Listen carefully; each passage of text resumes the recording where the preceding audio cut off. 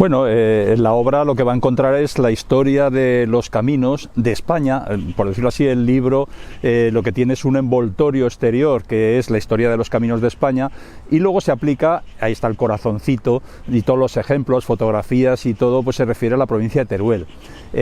Tiene 20 capítulos, pero bueno, hay 3 que yo les tengo especial cariño, que es cómo se viajaba, quién viajaba, cómo se viajaba y dónde se podían alojar y los peligros que tenían la gente que estuvo caminando por los caminos de Teruel antes de la llegada del automóvil.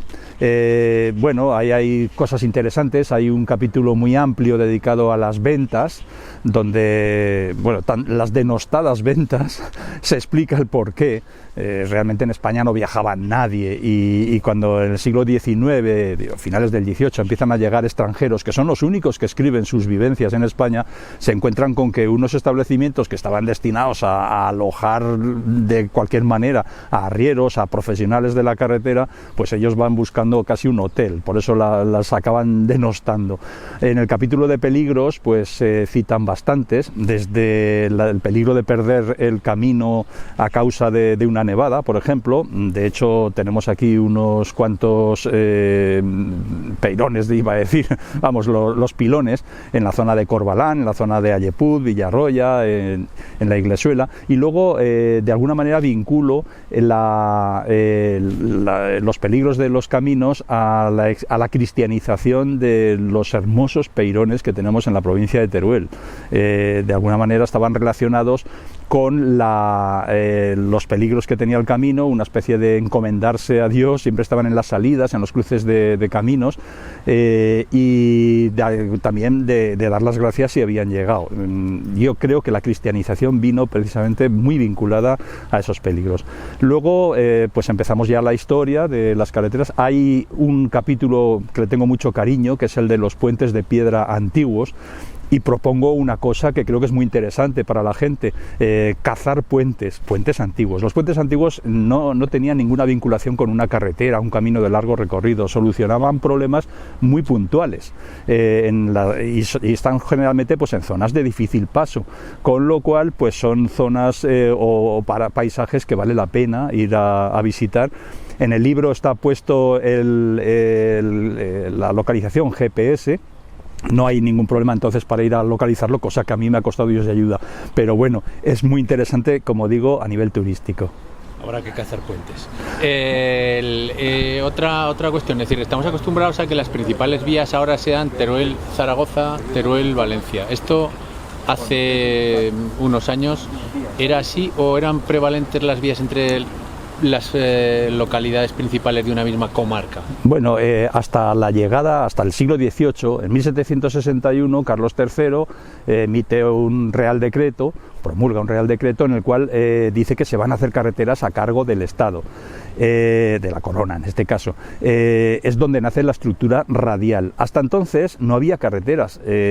Hay un homenaje a la mula en uno de los capítulos, porque fue el animal que realmente sostuvo el transporte en España, el transporte de mercancías.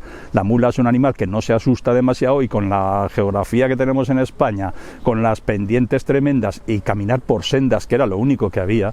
Si basta ver cómo llega Carlos I a Yuste, lo tienen que llevar en angadillas, o sea, porque entre dos mulas ahí está expuesta la silla, ¿no?, de viaje.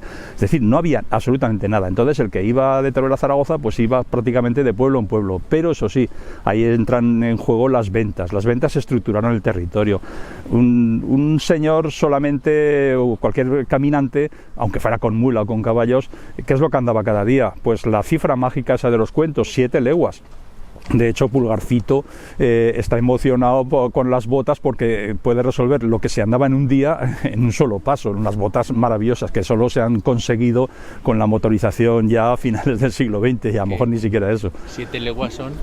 Son unos 35 kilómetros. La gente andaba entre 30 y 40 kilómetros al día como mucho. Quiere decir que para ir a Zaragoza necesitabas 5 días, así de claro, y pasando unas penalidades tremendas.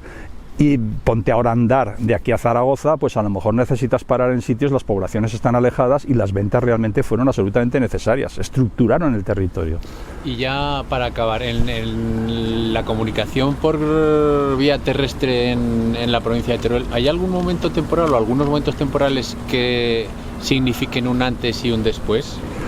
Bueno, las carreteras, la red principal de carreteras, hechas para carros, con curvas muy cerradas y pendientes limitadas, se construyó prácticamente entre 1850 y 1930. Y es justo cuando tenemos toda la red más o menos terminada, estructurada en la provincia de Teruel, cuando llega la Guerra Civil, y Teruel es de las 4 provincias donde más destrozos hubo. La reconstrucción todos la sabemos, lenta, penosa, tardía. Fueron los principales momentos. El problema de las carreteras de Teruel en el siglo XIX, cuando se construyen de verdad, ha sido la tardanza. No solamente se han empezado tarde, sino que se han terminado tarde. Un ejemplo, la primera carretera que se encargó en Teruel fue Florida Blanca, 1791, Teruel-Sagunto. Esa carretera se empieza en 1791, en 1802 ya se ha hecho la primera carretera en Teruel, que fue de Teruel al Puerto Escandón y un trocito a la salida de Sarrión, y se terminó toda la carretera 1862, al vertiginoso ritmo de 1,5 kilómetros por año de media. No quiere decir que se hiciera eso, hubo 40 años que estuvo prácticamente parado. Con esas tardanzas, pues no se puede hacer nada. En 1882 se terminó de conectar Teruel y Alcañiz, prácticamente ayer, 1882, no había carretera entre Teruel y Alcañiz hasta entonces, bueno, salvo que dieras unos rodeos como el que ahora le toca ir en tren a Madrid o algún sitio, ¿no? Unos rodeos tremendos, ¿no? Por Zaragoza, etcétera, etcétera. Y por ejemplo, entre Teruel y Zaragoza, o más bien entre Teruel y Calatayud, se quejaban los diarios de la época de que en 1877 todavía se estaba trabajando en Villafelice. ¿Por qué quería Teruel tener eso? Pues porque la diligencia llegaría a Calatayud y ahí tenías ya el tren, el ferrocarril. Es decir, ha sido siempre una historia de tardanzas, y ese es el problema. Bueno, ¿algo más que quieras decir? Bueno, tenemos aquí al fondo el viaducto de Teruel. El viaducto de Teruel en el año 1929 formaba parte de una variante de carretera que llegaba hasta la parte de arriba del Carrajete.